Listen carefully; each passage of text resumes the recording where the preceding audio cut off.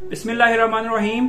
अस्सलाम वालेकुम व्यूअर्स, आज की इस वीडियो में मैं आप लोगों के साथ डिस्कस करने जा रहा हूं उस इंसान की केस स्टडी जिसको 2008 में फोर्ब्स ने कहा कि ये $42 बिलियन के साथ दुनिया का छठा अमीर तरीन शख्स है, लेकिन अब वो 0.5 मिलियन के साथ एक गुमनामी की जिंदगी गुजार रहा है। इस इंसान का नाम है अनिल अंबानी। और आप लोगों को ये सुनकर मजीद हैरत होगी कि अनिल अंबानी इंडिया के अमीर तरीन शख्स मुकेश अंबानी के भाई हैं। जी हाँ, कैसे वो इतनी बुलंदी पर जाकर इतनी पस्ती में गिरे, इस वीडियो में आप लोगों को सब कुछ पता चल जाएगा और मैं आपको रीजन भी बताऊंगा। तो बढ़ते हैं हमारी आज की इस वीडियो की तरफ।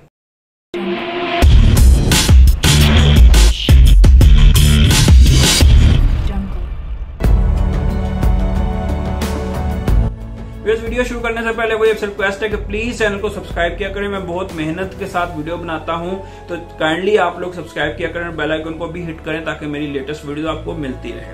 व्यूअर्स, ये बात है सन 2002 की, जब धीरू भाई अंबानी जो कि इनके फादर थे, उनकी डेथ होती है। वो अपनी डेथ के बाद 28,000 करोड़ रुपए का बिजनेस छोड़कर जाते हैं और इन दोनों भाइयों में, मुकेश अंबानी और अनिल अंबानी में डिस्कस होता है कि हम लोग इस बिजनेस को डिवाइड कर लेंगे। डिवीजन के बाद मुकेश अंबानी के हिस्से में ऑयल इंडस्ट्री आती है और अनिल अंबानी के हिस्से में आती है टेलीकॉम इंडस्ट्री, इसमें रिलायंस भी शामिल होता है। इस तरह अनिल अंबानी इस बिजनेस को ग्रो करते करते बढ़ाते हैं और बहुत बुलंदी पर लेकर जाते हैं। 2005 में वो एक नई कंपनी ऑक्यूपाई करते हैं एड लैब्स की। 2006 में वो $1.2 बिलियन की डील साइन करते हैं ड्रीमवर्क्स स्टूडियो के साथ। 2009 में वो इंफ्रास्ट्रक्चर बिजनेस के उसमें भी शामिल होते हैं और इस तरह वो ऐसा अपनी बुलंदियों को छू जाते हैं। इसी दौरान 2008 में फोर्ब्स के मुताबिक अनिल अंबानी $42 बिलियन के साथ दुनिया के छठे अमीर तरीन शख्स होते हैं। लेकिन इसके बाद उनकी जिंदगी में एकदम से टर्न अराउंड आता है। होता क्या है, ऐसा उनकी इंफ्रास्ट्रक्चर की इंडस्ट्री और टेलीकॉम की इंडस्ट्री जो है ना, जवाल पजीर होना शुरू कर देती। क्यों?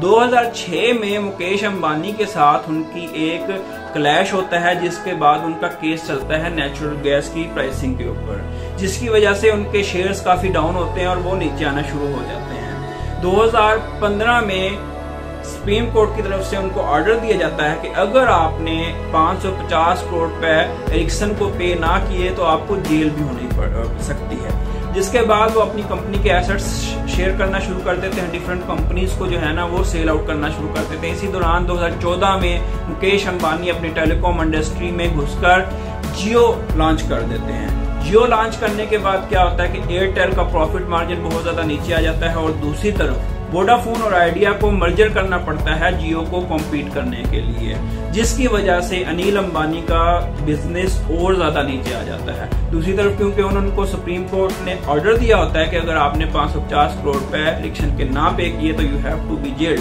लेकिन उस टाइम पे उनके पास इतनी अमाउंट नहीं होती, जिसकी वजह से उनको जेल हो जाती है। यहाँ पे मुकेश अंबानी जो है ना वो अपने भाई की मदद करते हैं और उनकी बेल करवाते हैं वहां से।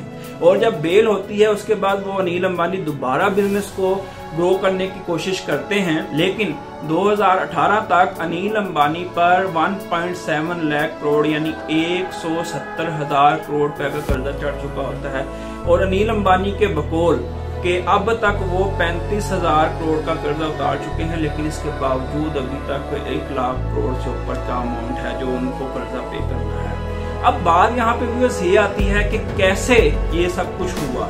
देखिए, एक चीज तो ये है कि जब इनकी अपने भाई मुकेश अंबानी के साथ क्लैश हुआ और जब जिसमें उनका केस चला, एक इनकी रीजन वो थी क्योंकि मुकेश अंबानी इस टाइम पे बहुत ज्यादा राइज कर रहे थे, बहुत ज्यादा ग्रो कर रहे थे, जिसकी वजह से इनको डाउन देखना पड़ा।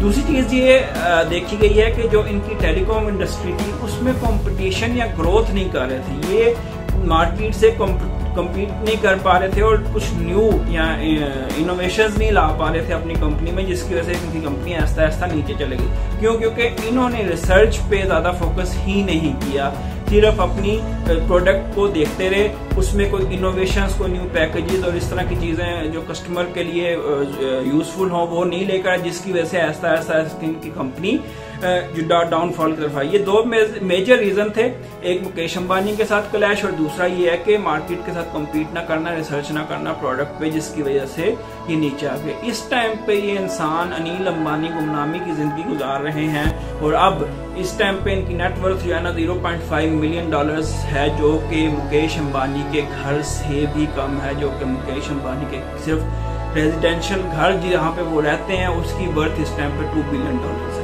तो ये केस स्टडी आप लोगों के साथ मैंने शेयर की, इसमें भी मोटिवेशन है कि कैसे आप लोगों को बिजनेस सक्सेसफुली रन करना है। जरूरी नहीं है कि हर बड़ा बिजनेसमैन जो है वो मतलब कामयाब ही होता है और उसका बिजनेस जो है ना ग्रो ही करता है।